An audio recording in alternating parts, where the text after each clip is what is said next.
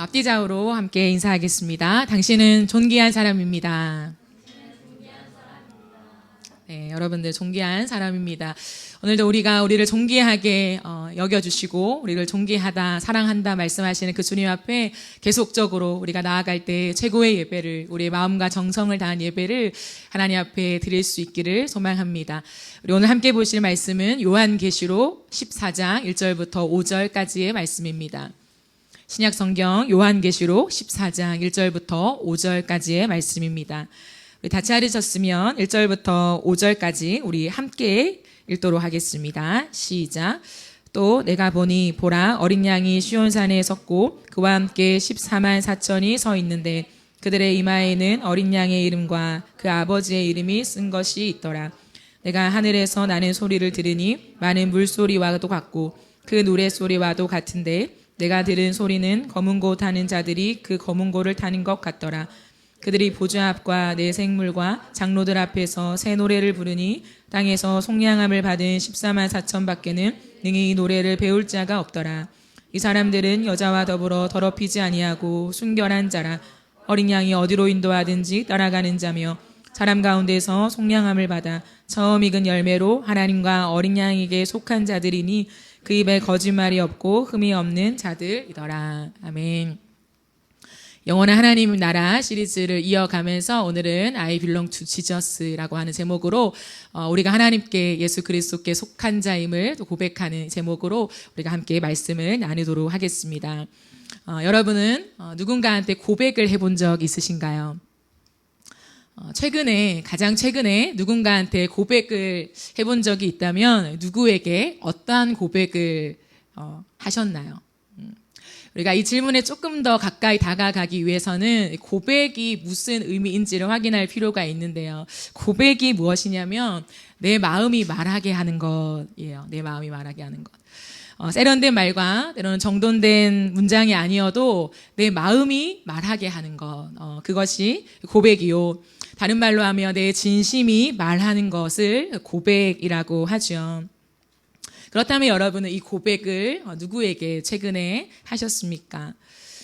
그리스도인에게는 아주 뚜렷한 특징이 있어요. 그 뚜렷한 특징이 뭐냐면 그리스도인은 고백을 가진 사람들입니다. 기침을 숨기지 못하잖아요. 그렇듯이 마음에 있는 진심을 참을 수 없어서 숨길 수 없어서 말할 수밖에 없는 고백을 가진 사람들이 그리스도인들입니다. 그리스도인들의 마음은 도대체 무엇을 말할까요? 무엇을 참을 수 없어서 이 마음속에 숨기지 못하고 그 마음을 드러낼 수밖에 없을까요? 그리스도인들의 마음을 채우고 있는 고백은 예수님을 사랑합니다 라고 하는 고백이지요. 그래서요, 그리스도인들은 이 고백을 가지고 누군가를 항상 붙잡고 예수님을 향한 사랑을 고백해요. 예수님을 향한 이 마음, 또 예수님을 더 알고 싶어 하는 이 마음들을요, 옆에 사람들에게 표현할 수밖에 없는, 말할 수밖에 없는 그러한 특징을 가지고 있습니다.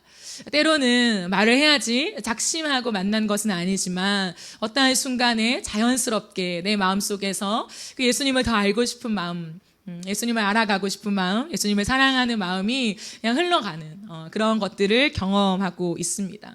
말을 하고 있는 거죠. 어느 순간 보니 내가 예수님을 말하고 있네 라고 하는 것들을 발견하게 되는 거죠. 그리스도인의 진심은 무엇을 말하고 있을까요?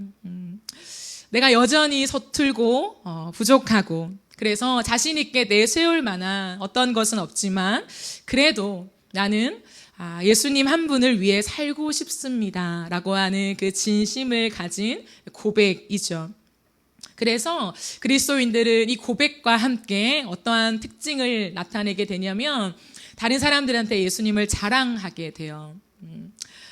너무나 자랑스러운 주님, 그것이 이미 내 마음속에 가득 채워져 있습니다. 그래서 자연스럽게 옆에 사람에게 자랑을 하죠.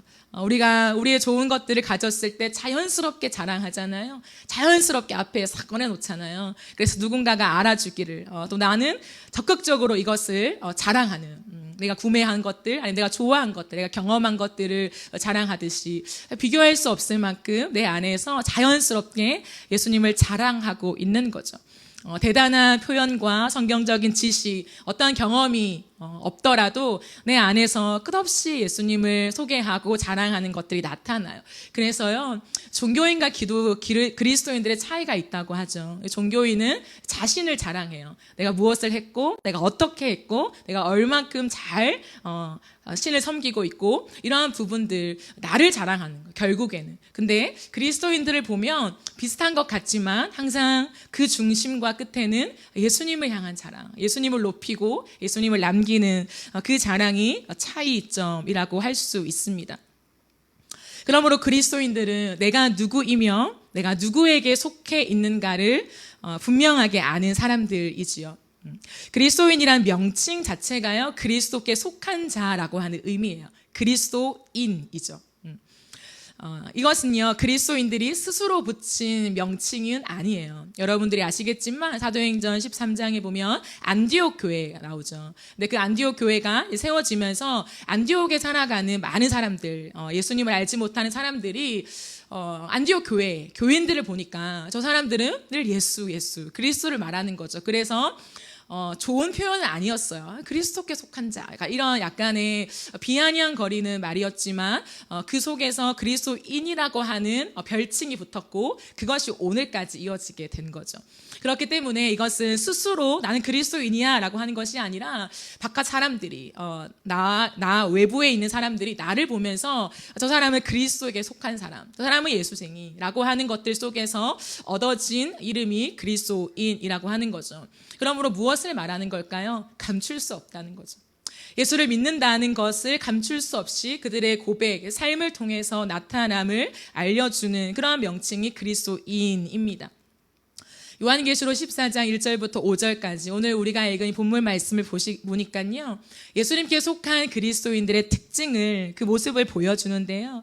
오늘 저는 이 말씀을 통하여서 우리가 예수 그리스도께 속한 자임을 고백하며 영원한 하나님 나라 안에 있는 그 은혜가 있기를 간절히 소망합니다. 오늘 1절 말씀을 함께 보시면 또 보니 보라 어린 양이 시온산에 섰고 그와 함께 14만 4천이 서 있는데 그들의 이마에는 어린 양의 이름과 그 아버지의 이름을 쓴 것이 있더라 라고 얘기를 해요. 이스라엘은 유목 문화를 가진 민족이에요. 그래서 양을 치죠. 자신의 양, 내게 속한 양에게 표시를 해둡니다. 양이 워낙 많으니까요. 근데 어떻게 표시를 하냐면 인두 있잖아요. 그 인두에 불에 인두를 달구어서 자신의 양에게 표시를 해요. 그러면 지나가다라도 수많은 양들이 섞여 있어도 그 표시를 보면서 이건 누구의 양, 이건 누구의 양이라고 알아차릴 수 있게 만드는 거죠.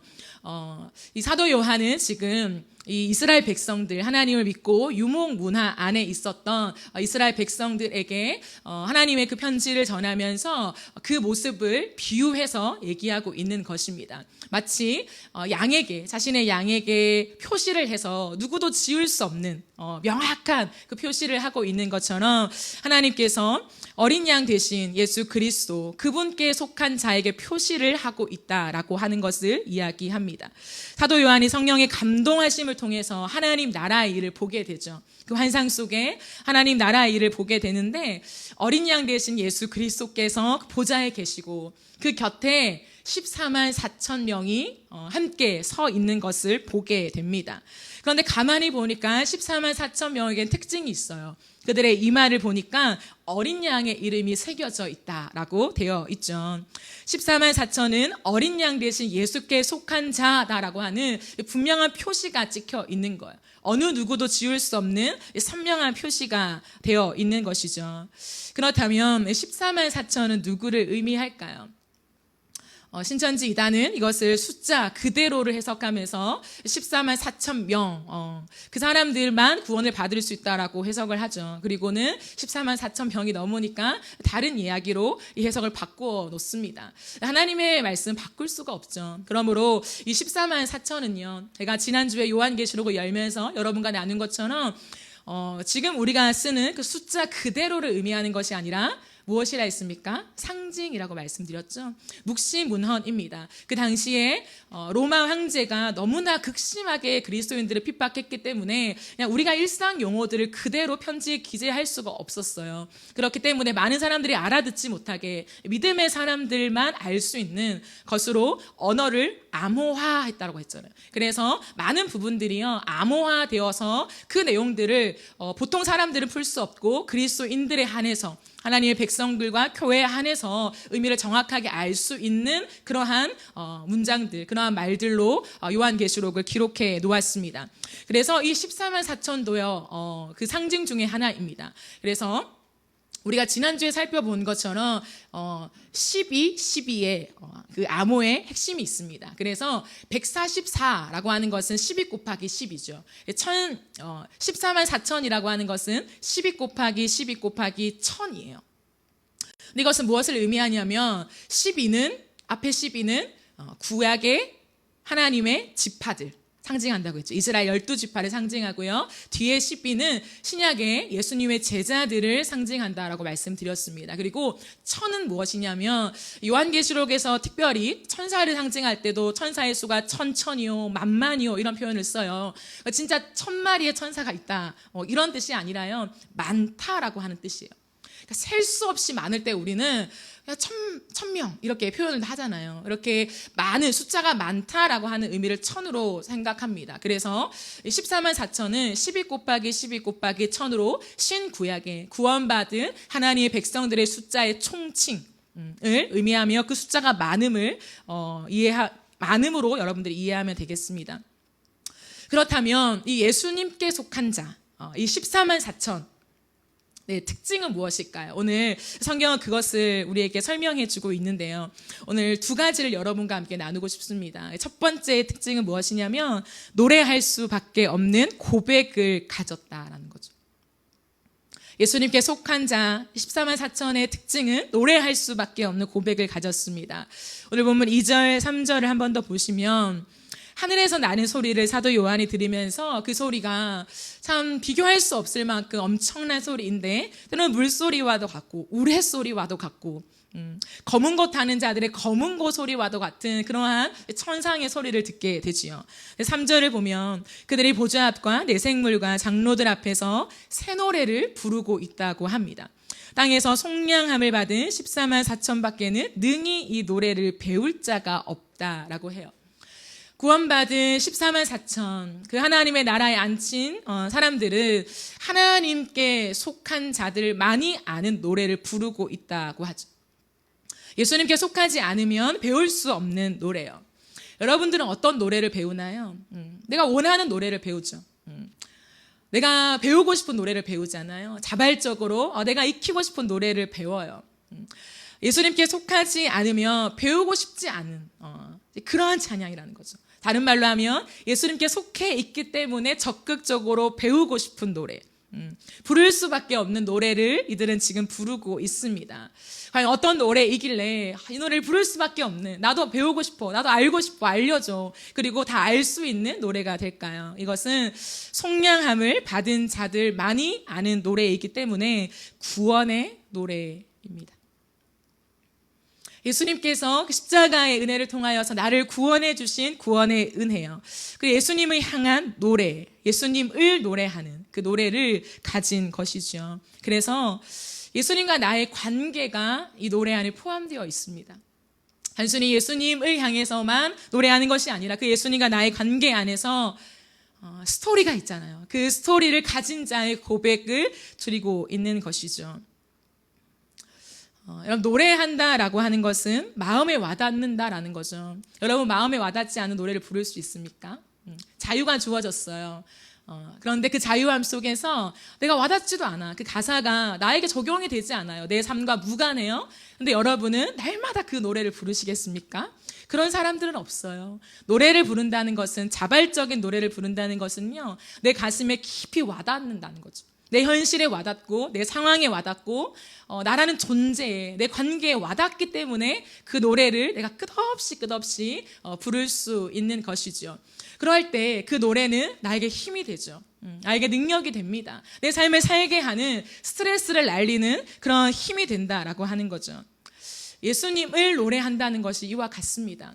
여러분, 교회의 특징이 뭘까요? 그리스도인들의 특징이 뭘까요? 노래하는 자들이죠. 교회에 찬양이 없을 수 없습니다. 교회를 오면 항상 찬양이 있어요. 우리는 성가대가 없긴 하지만 이렇게 30분 동안 찬양을 부른 다음에 또 무엇을 합니까? 성가대가 이제 일어나죠. 또 찬양을 불러요. 설교가 끝나면 또 찬양을 부릅니다. 그리고 다 같이 일어나서 예배가 마칠 때 또 찬양을 불러요. 교회 안에 찬양이 차지하는 비율이 굉장히 높죠. 왜 그럴까요? 이 노래가 나에게 와닿지 않는다면 지루한 시간이겠죠. 또 찬양해, 또 노래해 라고 하겠지만 그리스도인들은 뭐냐면 이 노래의 가사의 주인공들이라는 거죠.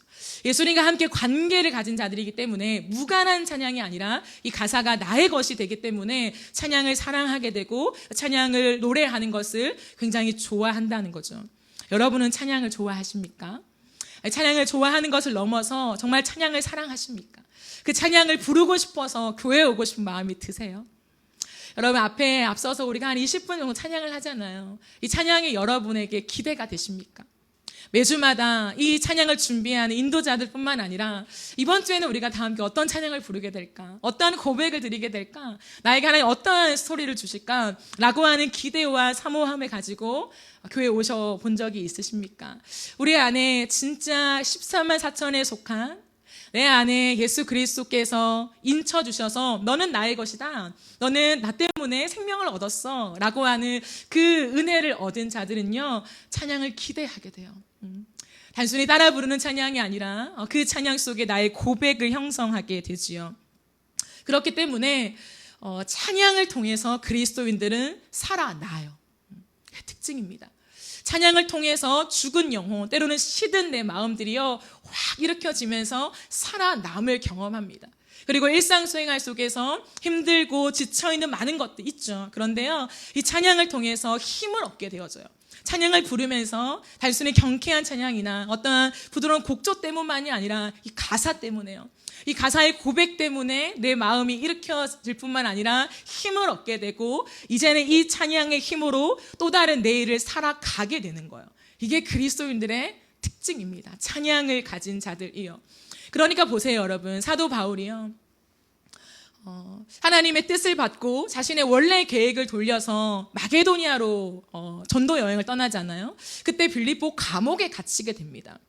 저는 이 구절을 묵상할 때마다 바울의 마음이 어땠을까? 얼마나 혼란스럽고 상심했을까 생각해요. 물론 바울은 좀 더 위대한 믿음의 사람이었기 때문에 저랑 조금 더 레벨이 다른 그러한 마음이었겠지만 그럼에도 불구하고 자신의 생각을 내려놓고 성령의 감동하심을 받아서 선교지를 틀었는데 그 선교지로 가는 첫 길목 속에서 붙잡혀서 빌립보 감옥에 처해 있게 돼요.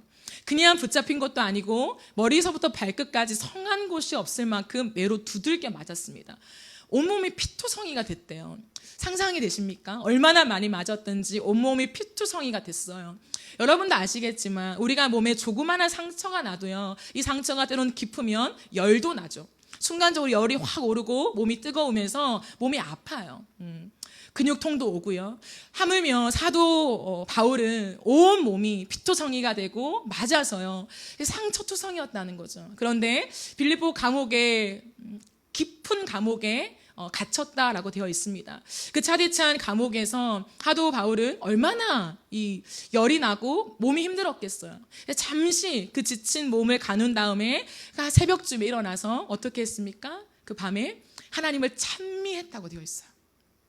여러분 왜 찬미했습니까? 그 차디찬 감옥에 입도 뻥끗하지 못할 만큼 여러분 노래가 나오겠습니까? 힘이 있겠어요? 두들겨 맞았는데 온몸 피투성인데 누가 상처를 치유해 줬겠습니까? 아무것도 없었어요. 아무것도 없는 상태에서 찢어진 몸 그대로 있었는데 바울은요 정신을 차리자마자 그 정신 속에 하나님을 찬양하게 되었다는 거죠. 왜요? 그게 그리스도인이거든요. 그게 그리스도인의 힘이거든요. 아무것도 없어도 때로는 나를 치료해 주지 않아도요, 그리스도인들이 살아가는 힘이 뭐냐면 하나님을 찬양하는 것. 그 능력을 가졌기 때문에 사도 요한은 다시 힘을 내며 그 안에서도 도망갈 궁리가 아니라 한 사람을 살릴, 한 영혼을 바라보는 그 놀라운 일들을 끝없이 했다라고 하는 거죠. 사랑하는 여러분, 우리는 찬양하지 않으면 힘을 잃어요. 내가 정말 그리스도인이다 라고 하면요, 그리스도인에게 빼앗기면 안 되는 것이 찬양이라는 거예요. 찬양이 우리에게 사라지면 나도 모르는 사이에 우리 몸에 근육이 없어지듯이 영적인 힘을 상실하게 된다라고 하는 거예요. 여러분, 우리가 코로나 시즌을 지나가면서 교회 모이지 못했잖아요. 집안에서 온라인으로 예배한 적이 있었잖아요. 그때 물론 누군가는 온 가족이 다 믿으니까 당연히 뭐 TV를 켜놓고도 아니면 뭐 인터넷을 이렇게 핸드폰을 켜놓고도 이렇게 보면서 같이 뭐 열심히 찬양을 따라 부른 가족이 있었는지 모르겠습니다. 당연히 있겠지요. 그러나 그러지 못한 사람들, 그런 환경과 여건이 없는 사람들, 때로는 집에서 믿지 않는 집안에 살아가는 사람들이기 때문에 카페에 가서 그 핸드폰을 보면서 숨죽여 예배를 드린 사람도 정말 많았거든요. 그러면요, 찬양을 못 하잖아요. 이 가슴 속에 있는 하나님을 향한 고백을 드리지 못하잖아요. 한 번도 내 힘을 다해, 육체적인 힘을 다해 하나님을 향해 찬양을 드리지 못하잖아요. 그러면요, 영적인 힘이 없어져요. 답답해요. 하나님 앞에서 그 힘을 잃어가는 것들을 코로나 시즌을 지나면서 얼마나 많이 경험했습니까? 여러분의 삶도 마찬가지예요. 여러분이 찬양하며 살아갈 때의 삶과 그렇지 않을 때의 삶이 얼마나 다른지를 여러분 스스로가 한번 느껴보십시오. 오늘 이 본문은 14만 4천 예수 그리스도께 속한 자들은 찬양할 수밖에 없는 고백을 가졌다. 하나님 앞에 노래할 수밖에 없는 고백을 가졌다라고 합니다. 왜냐하면 하나님께서 우리를 함께 노래하도록 초대하셨다는 거예요. 이미 왔으나 아직 오지 않은 나라를 우리는 살아가고 있죠. 하나님의 나라. 그런데요, 참 감사하고 놀라운 것은 하나님께서 말씀을 통해서 우리 가운데 보여주시는 것이 무엇이냐면 사도 요한을 통해서 눈을 열어서 이미 하나님의 영원한 하나님의 나라에 앉아있는 자들, 우리의 믿음의 선진들의 모습을 보여주는 거예요. 14만 4천. 그래서 이미 그 영원한 나라에서 하나님을 끝없이 찬양하는 그들의 모습을 보여주면서 우리가 또한 이미 그 자리에 앉아있는 자들이라고 하는 그런 놀라운 특권을 우리에게 선물로 주신다는 거예요. 에베소서에 보면요, 우리의 신분을 어떻게 말하고 있냐면 앞으로 너희가 하나님 나라에 앉힐 것이다 라고 하는 미래적으로 얘기하는 것이 아니라 이미 앉혀졌다라고 얘기하고 있어요. 참 놀랍죠? 이미 예수께 속한 자들은 하나님의 영원한 하나님의 나라에, 그 나라 안에 속해서 그 보좌에 함께 앉힌 자들이다라고 얘기하고 있다는 거죠. 그러나 우리가 이 시대, 물리적인 시간 안에 우리가 살아가면서 하나님을 찬양하잖아요. 그 찬양이 오늘 찬양 인도자가 고백했듯이 그 천상의 예배와 오늘 우리의 예배가 맞닿는 은혜를 주신다는 거예요. 그냥 우리끼리 예배로 끝나는 것이 아니라 이 예배는 뭐냐면 동일한 시간에 저 영원한 천국에서, 저 영원한 나라에서 지금도 우리보다 앞서 이 믿음의 길을 걸어가신 분들이 함께 지금도 노래하고 있는, 영원히 노래하고 있는 그 찬양에 동참하고 있는 찬양임을 주님이 우리에게 말씀하고 계신다라고 하는 거죠. 그래서 찬양할 때 하나님 나라를 누리게 되는 거예요. 세상에 줄 수 없는 평안을 얻게 되는 것이죠. 세상의 염려와 고난과 두려움이 떠나가는 놀라운 은혜를 찬양 속에 경험하고 있는 것입니다. 그러므로 여러분 기억하세요. 우리는 하늘 찬양, 그 하늘 찬양에 동참하는 특권을 받은 자들이라고요. 내가 누구인가? 나는 하늘 찬양에 동참하는 특권을 받은 자들이다 라고 하는 그 믿음을 가지고 여러분들의 찬양을 불러보세요. 그렇다면 여러분의 단순한 입술의 고백이 아니라 그 천국과 맞닿는 놀라운 하나님의 임재와, 그리고 마치 나를 둘러싸서 이미 앞서가신 다윗, 모세, 그리고 많은 믿음의 선진들이 우리를 둘러싸서 잘하고 있어, 응원해 주는 것처럼, 마치 먼저 뛴 사람들이 감독이 돼서 쫙 서가지고 그 올림픽을 막 응원하잖아요. 그런 것처럼 막 박수를 치면서 잘한다, 잘한다, 달려가면 된다, 이미 여기에 와 있다, 가보자 라고 응원하는 것처럼 우리를 향하여서 지지를 하고 있다라는 것을 확 느끼게 돼요. 그래서 우리의 삶에 힘을 얻게 되지요. 바라는 것은 사랑하는 여러분, 여러분의 심장이, 저와 여러분의 심장이 찬양할 수밖에 없는 심장이 되었으면 좋겠어요. 우리가 이 심장이 뛴다고 하잖아요. 그런데 무언가 내가 좋아하는 것에, 내가 힘을 얻는 것에요, 심장은 빠르게 뛴다라고 표현해요. 내 심장이 뜁니다 라고 표현하죠. 심장이 안 뛰었기 때문에 뛴다는 게 아니라 거기에 내 마음을 쏟고 있다라고 하는 그런 표현이에요. 여러분 찬양할 때 여러분의 심장이 움직이십니까? 찬양할 때 여러분의 심장이 확 뛰어요. 그 뛰는 심장을 가지고 하나님을 예배하는, 찬양하지 않을 수 없는 그 고백을 가진 자들이 되기를 소망합니다. 또 하나의 특징이 있습니다. 그 특징은 무엇이냐면 흔적을 남길 수밖에 없는 고백을 가진 것입니다. 그럼 고백이라고 하는 것은요, 말의 언어, 입술의 말을 넘어서요, 삶의 흔적이에요. 삶의 흔적. 고백은 삶의 흔적이다라는 거죠. 삶으로 고백하는 것이 진짜이지요. 말만 많이 해놓고 삶은 전혀 그렇게 살아가지 않는다면 그 고백에는 힘이 없을 것입니다. 여러분, 아주 작은 새, 무엇입니까? 참새죠. 참새가요, 나뭇가지 앉잖아요. 그 작은 참새, 정말 이 손바닥만한 이 참새가요, 자신이 앉았던 나뭇가지를 떠나도 어떻게 됩니까? 나뭇가지가 부르르 떨려요. 흔적이죠. 아, 참새가 앉았다 갔구나 라고 하는 것을 알 수 있다는 거예요. 하물며 사람이겠습니까? 그 작은 참새도 자신이 앉았던 나뭇가지를 떠나면 나뭇가지가 흔들리는 흔적을 남기는데 하물며 사람이겠냐라는 거죠. 우리는 말하고 지나가며 끝인 것 같지만 그렇지 않아요. 누군가는 나의 흔적을 보면서 영향을 받습니다.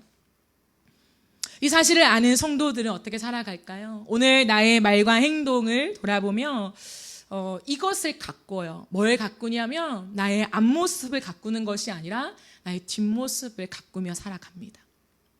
수많은 사람들은 사람과 마주보는, 사람과 맞닿아 있는 내 앞모습에 굉장한 힘을 쏟지요. 외모도 마찬가지고요. 때로는 외모가 아닌 내적인 것들도요, 이 사람에게 보이는 내 모습, 나의 말과 행동과 내가 무엇을 남길 것인가, 앞의 것들을 바라본다는 거죠. 그러나 이 모든 맥락을 아는 그리스도인들은 앞모습이 아니라 뒷모습을 가꾸는 사람이 됩니다. 내 말과 행동 속에서 내가 무엇을 남기고 있는가에 집중하며 그 뒷모습을 남기지요. 내 눈에 아무것도 대단해 보이지 않고 영향력이 없을 것 같지만 그렇지 않다는 거예요. 그리스도인이라고 하는 이름 속에 여러분 특권이 있다고 했잖아요. 그 특권은 하나님이 우리에게 부여해 주신 거잖아요. 그래서 이미 우리는 그 영향력을 가지고 있다는 거예요. 제가 한 번씩 말하지만요, 우리가 교회 안에 출석하는 거, 누군가는 믿음이 있는 것이죠. 믿음이 있다고 생각하죠. 나는 믿음이 없고 사실은 교회 안에 이런 믿음의 차이가 있고 이런 설명을 다 못 해주죠. 그냥 안 믿는 사람들이 봤을 때는 교회 다니는 모든 사람은 믿음이 있는 사람, 그리스도인, 하나님의 사람들이라고 생각하게 된다는 거죠. 그렇기 때문에 우리는 영향력을 가진 사람들입니다. 누군가 내가 남긴 이 흔적들을 통해서 또 다른 믿음의 길을 걷게 돼요. 날 따라오지 마라고 해도 따라가요. 왜요? 흔적을 가졌기 때문에. 그 사람이 보여주는 것이 믿음의 길을 형성하게 됩니다. 우리가 하는 행동들이, 우리가 하는 말들이, 우리가 표현하는 것들이, 우리가 또한 맞다라고 하는 모든 것들이요, 때로는 믿음의 길이 되어서 누군가가 그 믿음의 길을 따라오게 만드는 그 문이 될 수 있다라고 하는 거예요. 그렇기 때문에요, 이것을 아는 자, 이 흔적의 고백을 가진 힘이 무엇인지 아는 그리스도인들은 항상 겸손함을 유지하게 됩니다. 고린도전서 10장 12절 말씀에서 이런 말씀이 있거든요. 그런즉 선줄로 생각하는 자는 넘어질까 조심하라라는 말씀이 있어요. 제가 이 말씀을 참 어릴 때부터 암송했던 말씀이거든요. 그런데 이 말씀을 그냥 짧기도 짧고 그때 암송 카드에 있었어요. 그래서 제가 암송하는, 초등학생 때부터 암송하는 구절들이 있는데요. 그때 그런즉 선줄로 생각하는 자는 넘어질까 조심하라, 이것을 항상 암송했어요. 그런데 좀 나이가 들어서 어느 순간 되니까요, 내가 넘어질까 조심해야겠구나, 은혜를 받았을 때 조심해야겠구나, 처음에 이렇게 생각했는데 나이가 들고 나서 이 말씀을 다시 한번 이렇게 암송하는 중에, 기도 속에 암송하는 중에, 그런즉 선줄로 생각하는 자는, 생각하는 자, 여기에 제가 집중할, 다시 한번 제가 암송한 말씀을 들여다보게 되었습니다. 세번역으로 보면 그러므로 서 있다고 생각하는 사람은 넘어지지 않도록 조심하십시오 라고 되어 있어요. 왜 이 말씀을 이렇게 기록했을까라고 하는 것들을 생각하면서 제가 깨닫게 된 것이 무엇이냐면, 그리스도인들은 내가 섰다라는 고백을 할 수 없더라고요. 지나 보니까 하나님 앞에서 많은 것들을 얻고 가지고 깨닫죠. 지식도 얻고요. 그것이 의미가 없다라는 것이 아니라 그리스도인의 특징이 뭐냐면 하나님의 은혜를 너무 많이 받았고 하나님을 알고 하나님을 믿지만 동일한 고백이 뭐냐면 그런데 내가 섰다라고 하는 난 할 수 있다라고 하는 고백을 하지 못하더라고요. 오히려 하나님을 더 알기 원하는 마음, 나는 아무것도 아닙니다라는 고백을 하는 자들이 그리스도인이었습니다. 그래서 생각하는 것, 내가 섰다고 생각하는 것 자체가 우리에겐 덧칠 수 있겠구나라고 하는 생각을 하게 됩니다. 사랑하는 여러분, 흔적을 가진 자들, 내가 흔적을 가지고 그 흔적이 힘을 믿고 살아가는 자들은 우리의 삶에서 내가 섰다라고 생각하지 않아요. 섰다라고 생각하는 것에 오히려 내가 넘어질까 조심하며 하나님 앞에 다시금 엎드리는 겸손함을 유지하죠. 그래서 성경에도 너의 허리를 겸손으로 동이라라고 하잖아요. 너의 허리띠를 이런 허리띠가 아니라 허리띠처럼 겸손함으로 허리띠를 꽉 짜매고 달려가라라고 성경은 가르치고 있습니다. 왜냐하면 교만은 패망의 선봉이라고 하셨기 때문에, 교만은 패망하는 지름길이다라고 하셨기 때문에, 그래서 선줄로 생각할 수 없다라고 하는 거죠. 그러면 어떻게 살아갈까라고 했을 때 참 감사하게 14만 4천의 뚜렷한 특징을 우리에게 소개해 주면서 어떤 삶의 흔적을 남기냐, 항상 그들의 삶의 흔적을 보니까 어린 양을 따라가되 어린 양이 어디로 인도하든지 따라간다라고 하는 삶의 흔적을 고스란히 남기고 있습니다. 4절 말씀이지요. 어린 양이 인도하는 곳이라면 어디든지 따라간다. 어디든지. 여러분, 그냥 따라가는 것과 어디든지 따라가는 것은 너무나 큰 차이가 있습니다. 누가 어디든지 따라갈 수 있습니까, 여러분? 내 앞서 인도하는 사람을 그 사람이 어디로 인도하든 내가 따라간다? 여러분, 그것은요, 온전한 신뢰를 드리는 대상에게만 나타나는 특징이죠. 다른 말로 하면 예수님께 온전한 신뢰를 드리는 사람, 예수님을 온전히 신뢰하는 사람만 따라간다는 거죠. 나도 가보지 않은 길을 여러분 어떻게 따라갑니까? 여러분, 따라갈 수 있어요? 내가 한 번도 가보지 않은 길이에요. 어떠한 일을 만날지 몰라요. 누가 서 있을지도 모른다고, 누가 튀어나올지도 모르는 길을 여러분이 만약에 따라가야 한다고 생각하면 누구를 따라가겠습니까? 어떻게 따라갈 수 있겠어요? 그 길을 따라가는 게 아니죠. 내가 가야 되는 그 길을 보고 따라가는 것이 아니라 인도자를 보고 따라가는 것입니다. 하나님께서 이 땅 가운데 우리가 알 수 없는 광야와 같은, 언제 어떠한 일이 벌어질지 모르는 이 세상을 살아가게 하셨는데요, 이 땅을 살아갈 때 한 치 앞을 알 수 없는 미래가 보장되어 있지 않은 길을요, 여러분 어떻게 예수님을 따라갈 수 있습니까? 우리가요, 길을 바라보면 따라가지 못해요. 내가 가는 길이 지금 어떤가, 이 길을 따라가다가 또 뒤를 둘러보고 옆을 둘러보고 앞을 내다보면서 길이 있네, 갈 수 있네, 이쯤에는 나올 것 같아. 계속 그 길을 바라보고 가늠하고 확인하고, 맞지 이 길로 가면 그러네, 또 큰 길이 나오겠네 라고 하며 길에 집중하는 사람은 어느 순간이요, 그 길이 좁아지거나 그 길 속에 누군가가 확 튀어나와서 나에게 위험한 마음을 주면요, 멈추어 버리죠. 그런데요, 그 길이 아니라, 그 길이 어떤 길이든, 고불한 길이든 직진이든 아스팔트가 깔려있든 험난한 길이든 상관없이 내가 처음부터 가고 있는 이 길에 대한 출발이 길이 아닌 인도자를 바라본다면요, 어떠한 상황에도 갈 수 있는 거죠. 그 인도자가 누구십니까? 사람이 아니라는 거예요. 내가 그냥 믿을 만한 사람, 내 삶을 어느 정도 실을 만한 그런 신뢰하는 대상 정도가 아니라 나를 위해서 하늘 보좌를 버리고 이 땅에 오신 예수 그리스도이심을 말하고 있다는 거죠. 이 땅을 창조하신 분이 하늘 보좌를 버리고 이 땅에 오셔서 나 같은 죄인을 위하여 십자가를 지셨다면, 목숨을 주셨다면, 여러분 그 주님을 누가 따라가지 않을 수 있겠습니까? 근데 14만 4천은 그 믿음을 가졌다라고 하는 거예요. 오늘날 우리에게 필요한 것은 길이 아니에요. 내 길이 무엇인가? 내 앞에 어떠한 길이 펼쳐져 있는가? 이제는 좀 평탄한 직진으로 하나님 인도하시지 않을까? 그러한 길에 대한 집중이 아니라 나는 오늘도 누구를 따라가고 있는가에 대한 인도자의 집중력이라는 거죠. 그게 그리스도인들의 특징입니다. 그러니 어디든 따라가죠. 어디든. 그래서 그 길 속에 그리스도인들의 특징을 또다시 이렇게 설명합니다. 그들은 이 길을 따라가면서 그 입에 거짓말이 없다고요. 흠이 없다고 얘기합니다. 여러분, 어떻게 거짓말이 없을 수 있겠어요? 어떻게 흠이 없습니까? 무슨 얘기를 하는 겁니까? 전혀 때묻지 않는 우리가 완벽한 의인이 될 수 있다 이 말입니까? 그렇지 않아요. 앞서 가신 예수께서, 가장 완벽하신 예수께서, 우리를 하나님의 길로만 인도하시는 예수님께서 앞서 가시면서 우리가 그 길을 따라가니 우리가 가는 한 걸음 한 걸음, 우리의 말의 고백과 우리의 성품과 우리가 선택하는 모든 것이 하나님 보시기에 선할 수밖에 없음을 이야기하고 있는 것입니다. 깨끗함과 흔 없음은 하나님께 속한 것이죠. 우리에게 속한 것이 아닙니다. 어떤 도덕성이 높아지는 것만을 얘기하는 것이 아니라는 거죠. 그것은 이 안에 포함되는 거죠.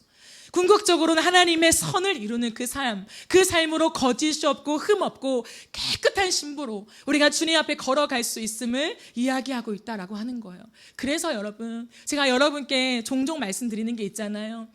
우리의 행실을 돌아보고 나에게 집중하는 것들이 필요하죠. 그러나 중심은 뭐냐면 항상 나를 보면서 내가 뭘 못했고 뭘 잘했고 뭘 이만큼 쌓아왔고 어떤 길을 갈 수 있고 이것이 아니라요, 예수 그리스도를 바라보는 거예요. 예수님, 나의 선함의 유일한 그 완전함이 되시는 예수님만을 바라보고 걸어갈 때요, 여러분 믿어지지가 않죠. 내가 예수님만 바라보고 가는데 내 삶이 달라진다고? 내 언어가 바뀐다고? 내 선택이 변화되어진다고? 아니잖아. 내가 내 선택을 고민하고 바꿔내고 뭔가를 해야 되지 않아? 라고 생각할 수 있어요. 그런데요, 이게 분리되지 않는다는 거예요. 핵심은 뭐냐면 내가 예수님 안에 거하잖아요, 여러분. 말씀 안에 거하잖아요. 단순한 지식이 아니라 가슴으로 이 말씀을 대하고 하나님을 사랑하고 제가 앞서 말한 하나님을 자랑하고 그 주님 앞에 진심으로 내 마음을 드리며 살아가잖아요. 그러면요, 내 삶이요 변화되어져 있어요. 여러분, 그렇기 때문에 그리스도인들은 가고 가는 이 많은 믿음의 경주를 달려가면서 항상 우리의 삶을 돌아볼 때 무엇을 적는 줄 알아요? 단 하나의 단어밖에 쓸 것이 없습니다. 은혜라는 거예요. 조금 더 정확하게 말한다면 전적인 은혜예요. 내가 가지만 내가 내 힘으로 온 것이 아니라 예수님을 바라보니까 너무나 아름다우신 그분과 그 말씀을 내가 흠모하다 보니까 따라가는 거예요. 내 마음이 원하게 되고 좋아 보이고 그렇게 담고 싶고 하다 보니까 내 삶의 선택이 하나님 기뻐하시는 선택을 할 수밖에 없는, 내가 하나님 찬양할 수밖에 없는, 죄에 거할 수 없는, 그 이웃의 것들을 내가 도둑질할 수 없는, 빼앗을 수 없는, 그래서 어떤 성적으로도 어떤 재정적으로도 내가 도덕적인 어떤 선을 내가 넘어설 수 없는 그 기준을 지키는, 여러분 이 모든 십계명의 일들이요 주님의 사랑함 앞에 그 정렬되어 있다는 거죠. 내가 그것을 막 세면서 내가 무엇을 했고 안 했고 그렇게 해서 될 문제만은 아니라는 거죠. 하나님 앞에 정렬되어진 상태에서 나를 돌아보며 그 주님을 따라갈 때 하나님은 우리의 삶의 변화를 만들어내시고 그 변화와 함께 걸어가는 우리는 우리의 삶을 돌아보면서 은혜만을 남기게 되는 것입니다. 이것이 그리스도인들의 삶이죠. 어떤 글을 읽다가 이런 문장을 발견하게 되었어요. 관광객은 요구하고 순례자는 감사한다. 이러한 한 문장이 있더라고요. 이것이 정답은 아니지만 많은 것을 생각하게 해주는 문장이었어요. 관광객은 내가 돈을 지불하고 내가 관광을 떠나왔기 때문에 많은 걸 요구하죠. 이것도 필요하고 이것 정당한 내 대우고 이걸 왜 안 해주며 이런 것들을 요구합니다. 근데 순례자는 뭐냐면 내가 순례의 길을 걸어가면서 감사한다라고 하는 것. 이 속에서 우리가 깨달을 수 있는 것이 있습니다. 우리가 하나님 앞에서 관광객의 태도가 아니라 순례자의 태도로 살아간다면 우리의 삶에는 감사가 넘칠 것이죠. 하나님 앞에 살아가는 우리의 삶에 감사의 흔적을 남기며 우리는 살아갈 수밖에 없을 것입니다. 여러분, 우리는 이제 이번 주에 선교를 떠나요. 저는 선교를 생각하면서 많은 얘기를 할 수 있겠지만 선교는 선물이라고 생각해요. 선교는 이미 우리에게 너무 많은 것들을 주신 하나님께서 또 하나 너무나 값진 선물을 우리에게 주신 것이다 라고 저는 얘기하고 싶습니다. 왜냐하면 선교에 이 집중하는 시간에는요, 하나님의 눈을 가지게 하기 때문이에요. 이 시간에는 하나님 바라보시는 영혼을 하나님 바라보시는 눈으로 바라보고 하나님이 사랑하시는 그 심장으로 사랑하게 되는, 그 하나님과 내가 함께 되는, 일치되는 그 은혜를 주시는 시간이거든요. 왜냐하면 선교는 그것으로 살아야 하나님 앞에서 구원의 열매가 있기 때문이죠. 그렇기 때문에 여러분, 생각해 보세요. 이 선물을요, 누군가가 여러분에게 선물을 줬어요. 그러면 여러 종류가 있겠죠. 내가 그것을 쓰고 누리는 사람, 사용하면서 잘 누리는 사람이 있고요. 두 번째는요, 선물을 받았어요. 그런데 선물을 다른 사람에게 줘요. 내가 별로 필요하지 않는 거죠. 필요하지 않은 선물을 받아서 다른 사람에게 선물을 줘버려요. 그리고 세 번째는요, 놔둬요. 선물을 놔두는데 쓰지 않아요. 그래서 시간이 지나니까 사용 만료가 된 거예요. 사용 기간이 끝났어요. 그러면 어떻게 됩니까? 쓰레기통에 버리죠. 똑같은 선물이어도 선물을 어떻게 활용하는가에 따라서 그 선물의 내용을 누리냐 누리지 못하냐가 달려 있는 거예요. 하나님은 우리에게 선교의 선물을 주셨습니다. 선교는 뭐냐면 이 죄 많은 우리, 이기적인 우리, 감히 하나님의 거룩한 마음을 담을 길 없는 우리에게 이 시간 동안에 하나님의 눈을 주시고 하나님의 마음을 주셔서, 얘야 내 눈으로 저 영혼을 바라봐라, 얘야 내 마음으로 저들을 사랑하라 하는 그 특별한 은혜를 그 시간 동안에 아무 자격 없는 우리에게 넣어주시는 거예요. 그렇다면 우리는 어떻게 해야 될까요? 그 선물을 사용해야 되죠. 그 선물을 사용하는 방법이 뭘까요? 거기에 집중하는 거예요.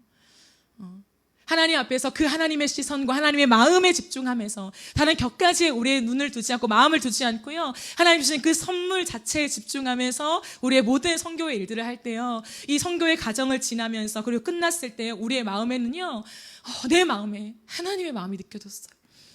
내 눈에요, 하나님 바라보시는 그 시선으로 저 영혼을 바라보게 되는 놀라운 은혜가 있어요 라고 하는 간증이요, 우리 속에 넘쳐나게 될 것입니다. 이것이 선교예요. 그래서요, 우리가 오늘도 화송 예배를 드리면서 우리가 준비한 몇 가지들 여러분께 소개하며 나눌 것인데, 우리가 가서 무언국도 하고 워십도 하고 성품 교육도 해요. 근데 사랑하는 여러분, 우리가 그것을 하면서 틀려도 괜찮아요.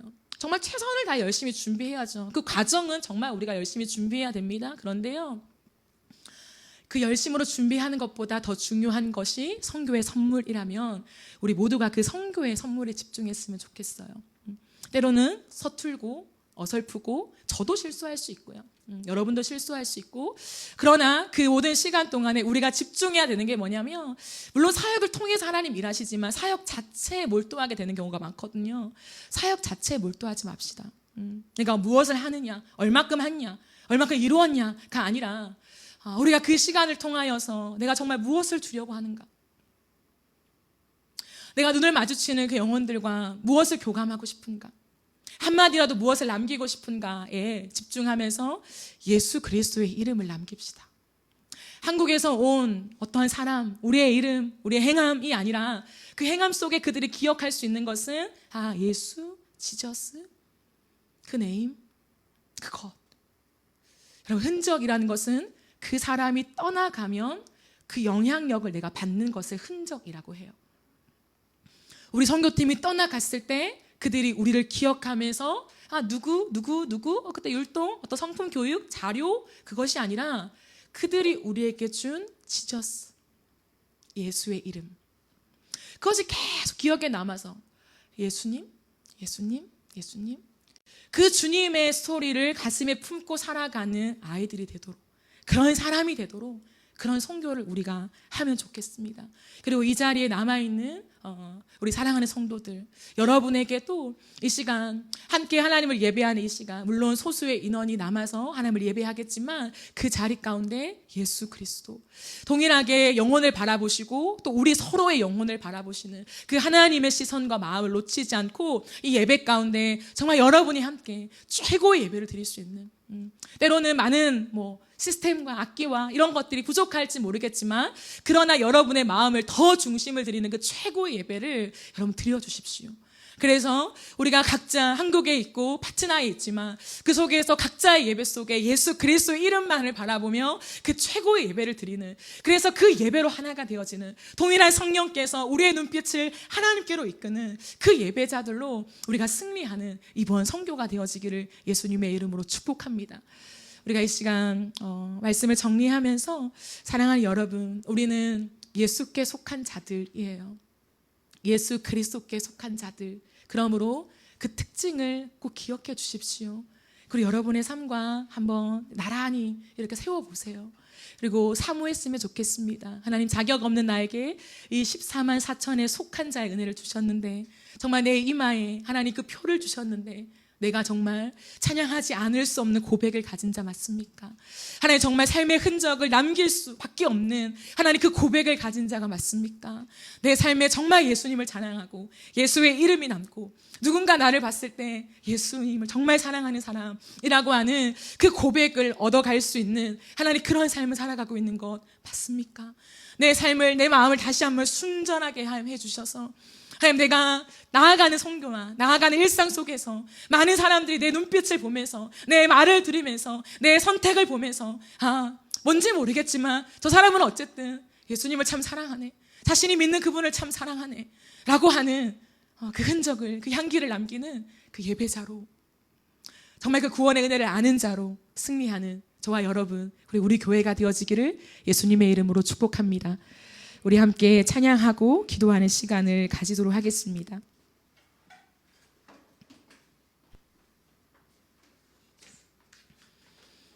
우리 내 마음의 주를 향한 사랑이라고 하는 이 찬양을 우리가 함께 드리면서요, 우리가 예수님께 속한 자임을 고백했으면 좋겠습니다.